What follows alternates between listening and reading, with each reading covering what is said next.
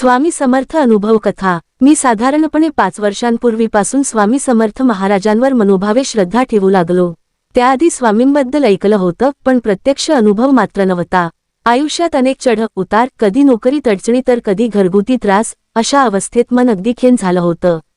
त्यावेळी एका मित्राने मला सांगितलं, स्वामी समर्थांच्या चरणी प्रार्थना करून बघ, तुला नक्की मार्ग सापडेल। मी पहिल्यांदाच अक्कलकोटला जाण्याचा निर्णय घेतला। तिथे गेल्यावर वातावरणातच एक वेगळी शांतता आणि दिव्यता जाणवली। समाधीसमोर उभं राहिल्यावर नकळत डोळ्यातून अश्रू आले आणि मनातली सगळी ओझी जणू कुणीतरी हलकी करून टाकली। अक्कलकोट स्वामी समर्थ हा जप करत बसलो आणि मनातली सारी व्यथा स्वामींना सांगितली। तेथून परत आल्यानंतर काही दिवसांतच आश्चर्यकारक बदल घडू लागले।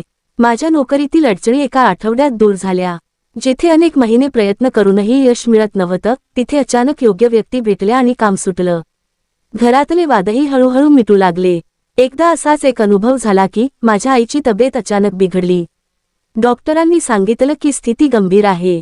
सगळी कुटुंबीय घाबरून गेले। त्या क्षणी मी स्वामींच्या प्रतिमेसमोर बसलो आणि मनापासून प्रार्थना केली, स्वामी, ही माझी परीक्षा असेल तर घ्या, पण माझ्या आईवर कृपा करा। दुसऱ्याच दिवशी तपासणीत रिपोर्ट अगदी उलट आले। जे गंभीर आजार वाटत होतं ते फक्त साधा त्रास निघाला।